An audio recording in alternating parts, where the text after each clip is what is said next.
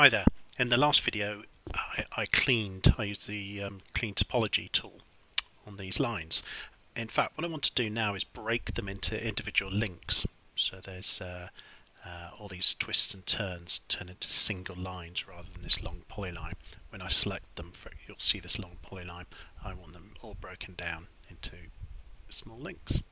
The tool for that, again, processing toolbox, is called Explode Lines. So I could do the selected one. I'll just run it all. It's very quick. It's only a few records. And now what happens when it's created this exploded layer, and when I click, you'll see it's all tiny little links.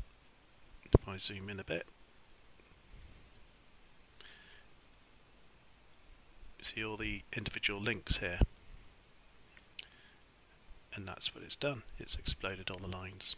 If I go back to the cleaned data, you'll see it's a polyline.